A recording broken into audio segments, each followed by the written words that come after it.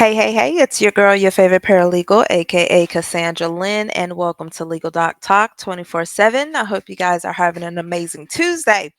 Whew, all right. So I know I'm probably behind on this story, but tonight or today, rather, we're going to be talking about Mr. Michael Jeffries. He is the former CEO of Abercrombie and Fitch.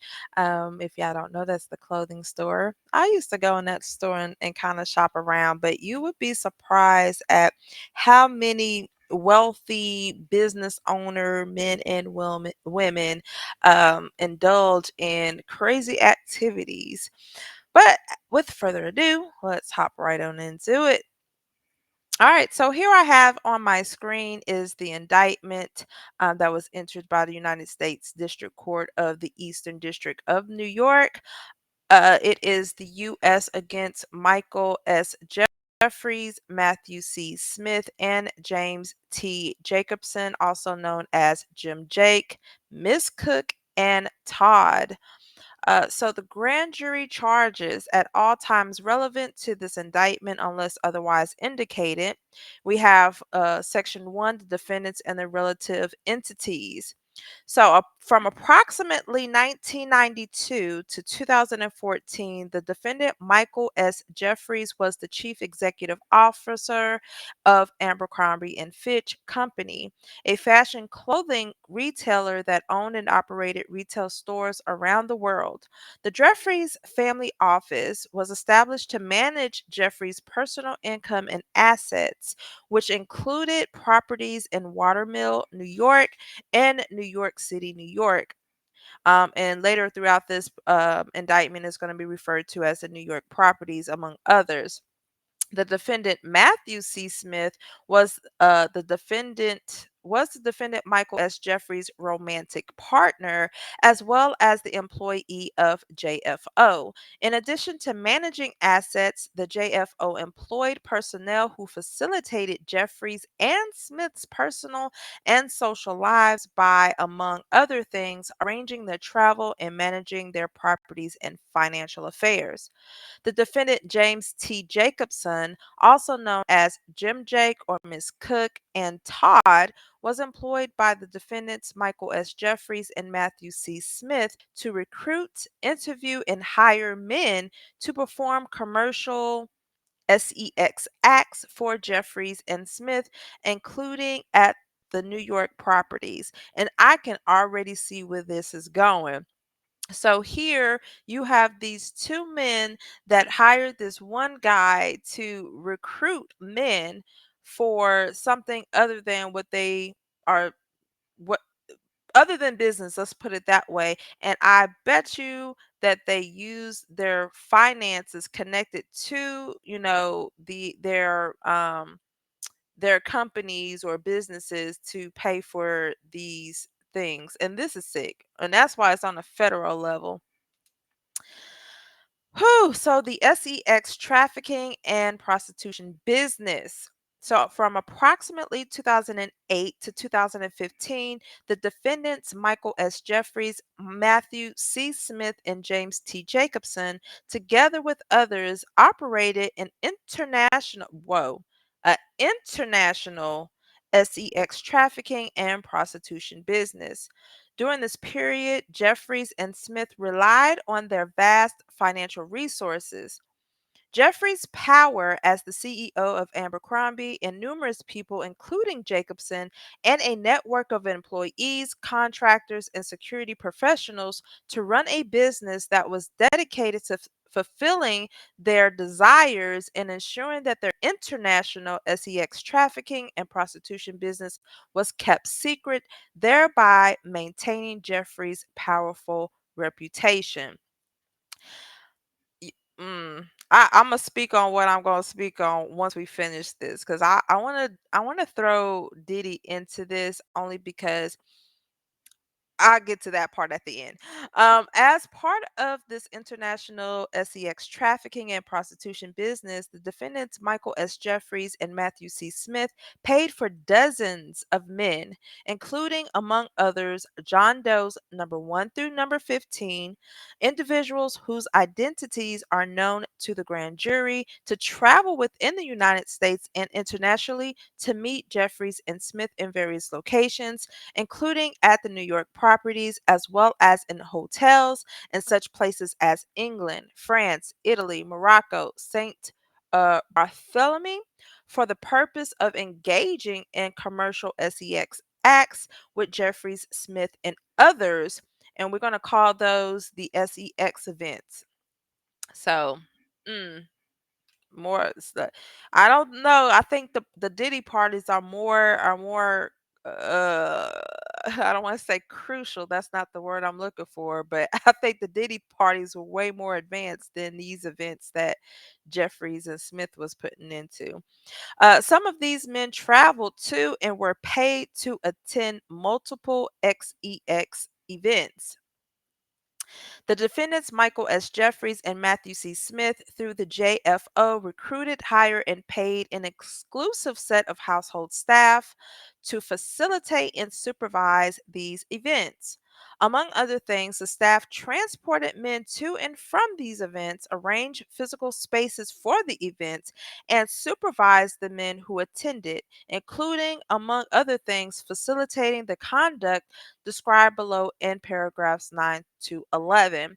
Yeah, now I'm wondering, now they were, being able to fly from state to state or from one state to wherever these events were. So now my question is, will there be international charges since this also happened in other countries outside of North America? So I am very interested in seeing that. 7 reads, at the direction of the defendants, Michael S. Jeffries and Matthew C. Smith, the staffs were present at, observed, and acted as security for, including by controlling entry and exit, the events. The staff also provided Jeffrey Smith and the men who attended with alcohol, muscle relaxants known as poppers, lubricant, Viagra, and condoms, among other items. As directed by Jeffries and Smith, the staff also directed men to, among other things, wear costumes, use sex toys, or prepare for particular acts. Either the defendant, James T. Jacobson, or the staff paid the men for attending these events. Boy, boy, boy, boy. Cat Williams said. The defendant, James T. Jacobson, traveled throughout the United States and and internationally to recruit and interview men for these events. During these tryouts of potential candidates, Jacobson typically required that candidates first engage in commercial acts with him. Following their tryout by Jacobson, the defendant Matthew C. Smith approved candidates prior to the selection for and the transportation to a event. At the direction of Smith, Jacobson paid fees to individuals who successfully referred men who were subsequently selected. This is hella disturbing. The defendants, Michael S. Jeffries, Matthew C. Smith, and James T. Jacobson, and other acting at their direction, employed coercive, fraudulent, and deceptive tactics in connection with the recruitment, hiring, transportation, obtaining, maintaining, solicitation, and payment of the men to engage in commercial sex.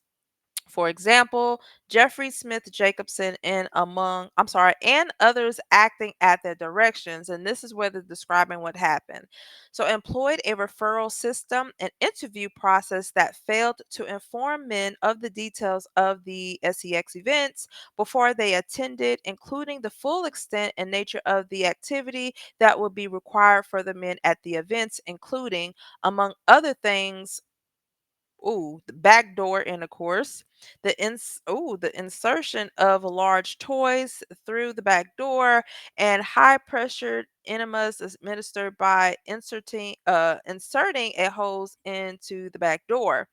Required that prospective candidates first participate in these type of encounters or tryouts with Jacobson at times without advance notice, caused the men to believe that attending the events could yield modeling opportunities with Abercrombie or otherwise benefit their careers, or in the alternative, that not complying with the request for certain acts during the events could harm their careers, including by, among other things, referring directly and indirectly to modeling opportunities that did not exist, incorporating Abercrombie products in the events, and providing men with itineraries for the events that did not refer to commercial sex and instead resembled those often sent to models for photo shoots, thereby obscuring the nature of the events from the men selected to attend. Who physically groomed men prior to the events, including at times shaving men's private parts without advance notice, required men to relinquish their personal items, including clothing, wallets, and cellular phones, and store them in an inaccessible location during the events, required men to sign non disclosure agreements, which, among other things, prohibited the disclosure of information about the events, including to their own family and friends, and required the payment of damages in the event of a breach. Intentionally recruited heterosexual men, certain of whom were unwilling to engage in particular acts, including backdoor sex, and insisted that men who were previously stated they were unwilling to engage in particular sex acts, including backdoor sex, nonetheless engaged in such acts during these events. Pressured men to consume alcohol, Viagra, and muscle relaxants known as poppers during these events, and required the presence of the staff during the sexual activity, and ensured that men attending did not leave the events until Jeffries and Smith decided they were over.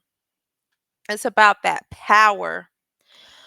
On more than one occasion, the defendants Michael S. Jeffries and Matthew C. Smith either directed others to or personally injected men in their privates with a prescription grade erection inducing substance for the purposes of causing the men to engage in these acts in which they were otherwise physically incapable or unwilling. Notwithstanding the fact that the injections were not medically indicated and frequently caused the men to suffer painful physical reactions that lasted for several hours, Jeffries and Smith employed their use to fulfill their own desires by causing men to submit to them. Power, power, power. It's like these men knew what these individuals wanted. If especially if they wanted a modeling, a career in modeling, they're going to use that to their advantage. We've seen that in Diddy's case where he, either promised them, something within the music industry or meeting some, big producer or whatever the case may be. It is all about power for them. It's like they hold a person's life in the palms of their hands. They can either make you successful or they can screw you for the rest of your life. And that's pretty much what it seems like they're doing. On more than one occasion, the defendants Michael S. Jeffries and Matthew C. Smith engaged in sex acts, continued to engage in sex acts, or caused men to engage in those acts, including but not limited to backdoor penetration and the use of high pressured enemas to which the men did not or were unable to consent. Count one, sex trafficking. in or about the between December 2008 and March of 2015. Both dates were approximate and inclusive within the Eastern District of New York and elsewhere. The defendants, Michael S. Jeffries, Matthew C. Smith, and James T. Jacobson, also known as Jim Jake, Miss Cook, and Todd, together with others, did knowingly and intentionally recruit, entice, harbor, transport, provide, obtain, and maintain by any means one or more persons in affecting interstate commerce, and did benefit financially and by receiving anything of value from participation in a venture which engaged in such acts, knowing and in reckless disregard of the fact that means of force, threats of force, fraud, and coercion, as described in Title 18 of the United States Code, Section 1591E2, and a combination of such means would be used to cause such persons to engage in one or more commercial sex acts, which, let's see, otherwise, I'm sorry, offense was affected by means of force, threats of force, fraud, and coercion in a combination of such means. Counts 2 through 16, interstate prostitution. Yeah, y'all flying people from one state to another. Yeah, yeah. In or about in between December 2008 and March 2015, both dates being approximate and inclusive within the Eastern District of New York and elsewhere. The defendants, Michael S. Jeffries, Matthew C. Smith, and James T.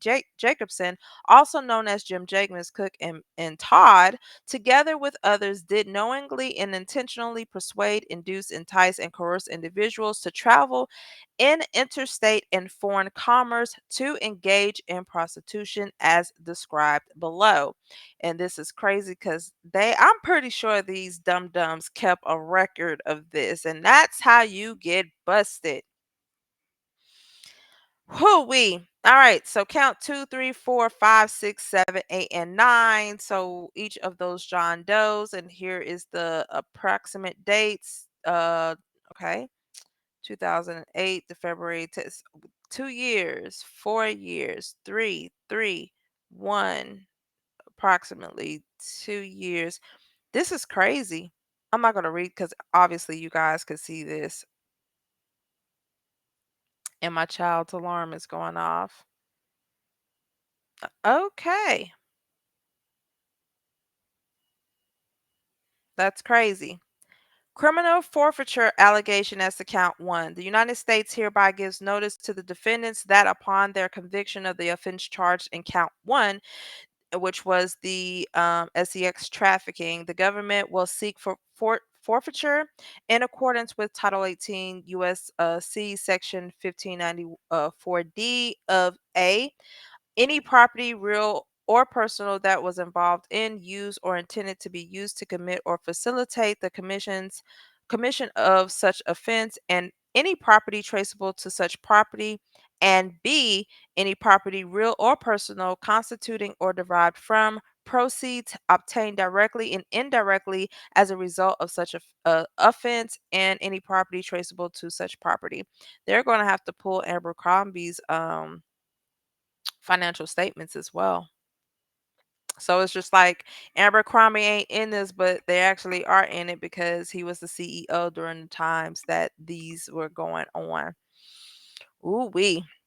17, if any of the above described forfeitable property as a result of any act or omission of the defendants cannot be located upon the exercise of due diligence, has been transferred or sold to or deposited with a third party, has been placed beyond the jurisdiction of court, has been substantially diminished in value, or has been commingled coming with the other property, which cannot be divided without difficulty.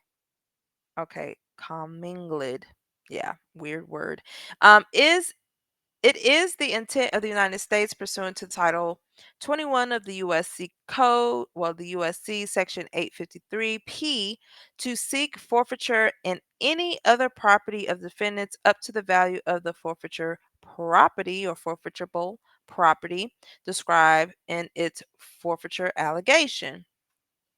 Now, the criminal forfeiture allegation as to counts 2 through 16, and that's dealing with the pretty much interstate prostitution. The United States hereby gives notice to the defendants that upon their conviction of any of the offenses charged in counts 2 through 16, the government will seek forfeiture in accordance to the title of the United States Code. And pretty much the same as it was with the above. Um, yeah. And so this is the information sheet. Felony. They are projecting that the length of trial is going to be less than 6 weeks. Was any aspect of the investigation, inquiry, prostitution given a rise to case pending before? No. Has the indictment information order been sealed? Yes, but they later unsealed it. Arrest warrants, capital count? Nope. Okay. So that's the indictment. So what I now want to turn over to is this one, and I find it very, very interesting when it comes to the bail or bond conditions for Jeffries alone. It's just like, I mean, I kind of get it. Like the Diddy parties were a little bit more extreme. Now here in the Jeffries case, you don't hear exactly, like, we heard a description of what went on in those events. But when we think about the freak offs, those were, like, I'm talking about the baby oil, it was a little bit more to that. I'm not in no way saying that, trying to double down or kind of saying, well, Diddy is more, he deserves what he get. All of these men deserve what they get. But it's just, it does not seem, as in Jeffrey's case, it was as extreme as the things that Diddy was doing with individuals. All right, so here is his standard conditions of bond. So check this out. Now, mind you, Diddy is on his third motion for bail, and they are cracking down on this. But this is Jeffries. I, the undersigned defendant, and I or we, the undersigned sureties, jointly and severally acknowledge that we and our personal representative jointly and severally are bound to pay the United States of America the sum of 10 million PSB secured by property in New York and co-signed by Susan Jeffries and Andrew Jeffries. So just like with Diddy, he was offering $50 million, right? And then his baby mama, kids, and mama was, co-signing for that. And he wants to put up his Miami property and then whatever else everybody else can come up with. Now, listen to the standard conditions of bond for Jeffries in this matter. The conditions of this bond are that the defendant shall appear before this court and at such other places as the defendant may require to appear in accordance with any and all orders and directions relating to the defendant's appearance in this case, including appearance for violation of a condition of the defendant's release as may be ordered and notified by this court or any other United States District Court to which the defendant may be held to answer or the cause transferred. The defendant is required to ascertain from the clerk of courts or defense counsel the time and place of all scheduled proceedings on this case. In no event may a defendant assume that his or her case has been dismissed unless the court has entered in an order of dismissal. The defendant is to abide by any judgment entered in such matter by surrendering to serve any sentence imposed and obeying any order or direction in connection with such judgment. This is a continuing bond, including any proceeding or an appeal of review, which shall remain in full force and effect until such time as the court shall otherwise order otherwise. He may not travel outside the Southern District of Florida unless otherwise approved by the court prior to any such travel. The Southern District of Florida consists of the following counties: Broward, Highlands, Indian River, Martin, Miami-Dade, Monroe, Okeechobee, I don't even know. I just messed that whole thing up. Palm Beach and St. Lucie. May not change his or her present address without prior notification and approval from the U.S. Probation Officer or the court. Must cooperate the law enforcement officers in collection of a DNA sample if the collection is required by Title 42 of the United States Code, Section 14135A. Must not violate any federal, state, local law while on release. In this case, should the defendant come in contact with law enforcement, he or she shall notify the U.S. probation officer within 72 hours. So here are special conditions of bond: surrender all passports and travel documents, if any, to pretrial services, and not obtain any travel documents during the pendency of this case. Report to pretrial services as follows: as directed. It just says as directed. It doesn't have how many times per week. Avoid all contact with victims or witnesses to crimes charged except through counsel. The AUSA will or shall provide defense counsel and pretrial services with the names of all victims or witnesses. The pro the prohibition against contact does not take effect until defense counsel receives the list. The prohibition against contact applies only to those persons on the list, but the prosecutor may expand the list by sending written notice to the defense counsel and pretrial services. He has to refrain from possessing a firearm, destructive device, or other dangerous weapons, and shall surrender, if any, their concealed weapons permit to the U.S. Probation Office, and none of the signatories may sell, pledge, mortgage, hypothecate, encumber the real property until the bond is discharged or otherwise modified by the court. So if you putting up your properties, that you can't try to sell your properties, okay, unless the court says that you are able to do so. Location monitoring program. The defendant shall be monitored by the firm of location monitoring and shall abide by all technology requirements as noted below, as well as contribute to the cost of services rendered based on the ability to pay as determined by the U.S. Probation Office. And it says he is just need location monitoring technology at the discretion of the officer. He has to remain at home. He's restricted to his home, except for medical reasons, court appearances, attorney visits, religious services, or other activities as pre approved by the supervising officers. And if y'all hear the alarm going back, I do apologize. It says that he may travel to and from the Southern District of Florida and the Eastern District of New York, all points in between, to get to point A to point B, and must notify pretrial services of travel plans before leaving and upon return. Comply with the following additional conditions conditions of bond: may not use medical marijuana, must reside at address given out in open court, may have contact with co-defendants but cannot discuss the case. I hope y'all are tapping the phones Susan and Andrew Jeffries have until COB on Friday, which was 10/25, unless modified by the judge in New York.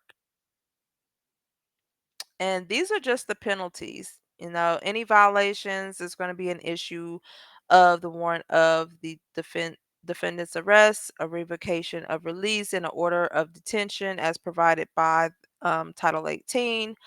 Um, Criminal offense is a $250,000 fine to intimidate or attempt to intimidate a witness, juror, or officer of the court, and it makes it a felony criminal offense punishable by imprisonment and a $250,000 fine to obstruct a criminal investigation. Ooh-wee. So it's just saying this is what's going to happen if you don't comply with the terms of those conditions.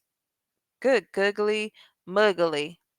Yeah, I'm not going through all this because I don't think that is relevant. But I just wanted to give you guys the conditions of it. It's crazy to see that this man was, I believe he had the opportunity to bail out, if I'm not mistaken. Hold on, let me just Google that. It's Michael Jeffries out on bail.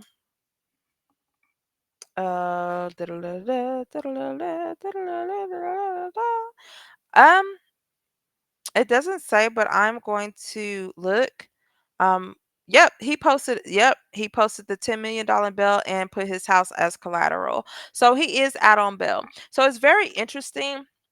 Um, and, this is the type of channel that I'm wanting. I want to go over these things and I want to hear your opinions on this. Now, I am in no way means making this a racial thing. All right. We're not going to look at this. Let's look at the crimes. For Jeffries, we had the SEX events. For Diddy, we had the freak offs, right?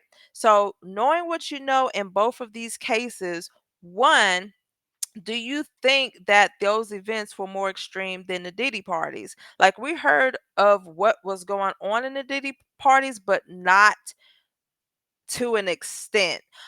I listened to one of the young ladies, I forgot what channel that was, where she described when she walked in what she saw.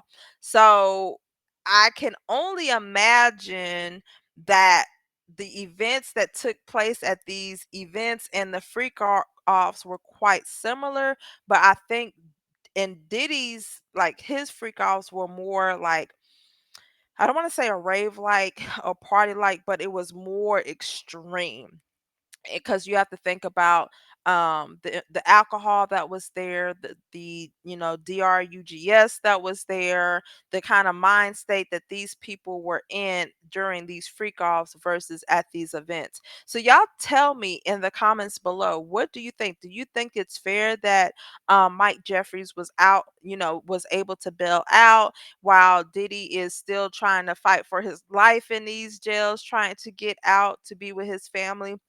What are your thoughts on this? Please tell me in the comments below.